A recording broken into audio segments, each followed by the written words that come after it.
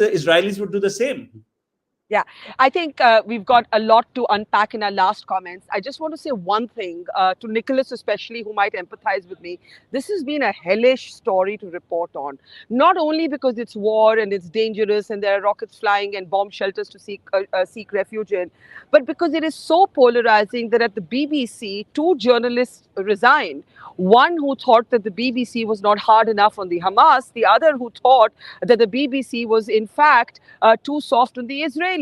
And that kind of captures the polarized nature of the conversation. The BBC came up in Rishi Sunak's meetings here at Israel on camera. And I just want to play out that last clip as we look in our last comments on the information war. Who's ahead in the information war? Because PSYOPs matters as much as anything else. Take a look at why the BBC was part of Rishi Sunak's meetings today. I raised the issue of what I call objective or unobjective reporting about this tragedy, because we feel that, and I've made it out public, that the way the BBC characterizes Hamas is distortion of the facts. We are dealing with one of the worst terror organizations in the world.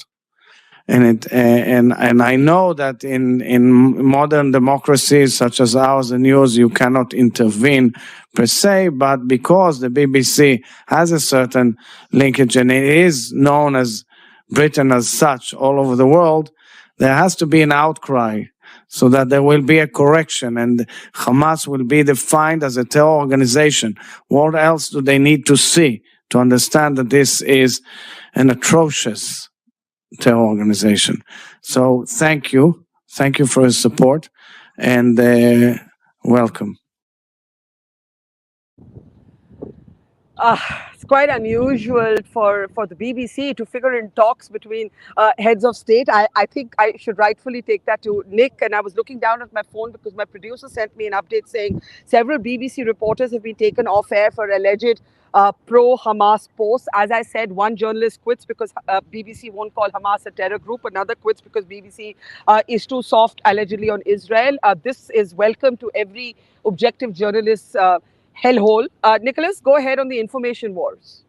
Not sure if you're asking me to either explain or defend the BBC policy, but I No. will. No. I'm just asking you to speak. Why would you want to get into that? I'm just asking you to talk about the information war at the heart of the actual war. Yes, go ahead. Yes. Well, as you will know well, when war comes, the fog of war, the first casualty is truth. It becomes harder and harder to report accurately. Needless to say, I am watching not just the BBC, but my other favorite channel, Channel 4 News, every night to see if they are maintaining the highest standards of integrity and truth in reporting. It's hard. It's very hard. Even today, people are saying the BBC got wrong by attributing the hospital bombing to the Israeli army. I don't believe they did. I watched the bulletins carefully. I don't believe they did. They've been very, very careful. So yes, our job becomes so much harder. And indeed, you've shown us the danger you're in, and I wish you well, because you're in a very uncomfortable position. By the way, I reported the first Palestine elections. I was in the West Bank, but not in Gaza. But that's beside the point. War puts a particular challenge on journalists, and we try to do as best we can. We might get some things wrong, but the responsibility is enormous, because how did Mr. Biden know about the hospital bombing before he set off from Washington? He heard it on the media. He heard that the Arab representatives were no longer willing to meet him. So the channel of information that we provide is all important. As for disinformation, it's massive. And how does one cope with that? I'm an old-fashioned cynic. I disbelieve almost everything I read or hear until I can see or hear the proof, because that's how I was trained. And if we report something that we are not sure of, we must qualify it. We must say it is reported that, unverified. These are the rules of journalism generally, and especially in war. So I'm only concluding by saying that our role in this is ever more important important. We're not there to come up with labels, to take sides, or determine what happened. Well, we are there to determine what happened, but we have to do it very, very carefully according to a set of guidelines. That's my statement. No, and sometimes we can't, and the only because we don't know, and we may never know, and the only thing we can do is attribute, because like not all of us understand the trajectory of a rocket, vis-a-vis how a drone falls, vis-a-vis how a car bomb may go off, and so on. So all we can do is attribute. But coming back to the narrative war, Max, where does it stand? We live in a highly divided world. How much does the narrative war matter to Israel's actual war, Max? Again, this isn't some kind of an elective war like Britain has ever faced or America has ever faced. The number of terrorists objectively is orders of magnitude higher. They are rejectionists. They do not support a two-state solution. They couldn't be clearer about this. Their charter says so. In the past, when there have been peace processes, even when there was majority Israeli support for them, Hamas and company systematically opposed them and successfully took them down. So regardless of what, the BBC has to say on this matter, Israelis who care about their own national security, they're going to try to substantially degrade these terrorists who have now become international leaders in the world of the jihadist movement. I just want to return for a moment to this conversation around civilians. And Ambassador Kaman, my question is actually to you. Because you've been working with families of those who've been taken hostage, a number of those families that I met, they were actually able to, in their own moment of grief, also talk about grief on the other side. The father, for example, of the young woman, Noah, who was taken away on a motorcycle, we can just go to the images of the hostage protest for a moment. He's said to the media, to all of us, that there are also parents in Gaza who are suffering. And there's this heartbreaking image, there are many heartbreaking images out of Israel, out of the kibbutzes, where today it's confirmed that an autistic girl has been killed by the Hamas. But there are also heartbreaking images out of Gaza, including that of a little child trembling as he survived that hospital blast. I ask you, Ambassador Kaman, knowing you to be a man of principle, what is the way for Israel to uphold its national security, but not wanting little children at that hospital, for instance? I'm not saying the Israelis did it. I'm saying whoever did it, children are dying. How do we avoid this, Ambassador Kaman? First of all, to be conscious of it. But before that, I'd like to say I am very disturbed by the moral equivalence that is put on this and that, as if there are two sides to an equation. Of course, there are civilians who will be hurt as what is called, cleanly collateral damage. This will happen. But if you know the IDF and the orders of the IDF and the fact that each soldier at the IDF is accompanied by legal experts, more or less, and with photographers there's evidence to everything that is happening, not targeting civilians as such. This is very important. And lessons have been learned from previous experiences.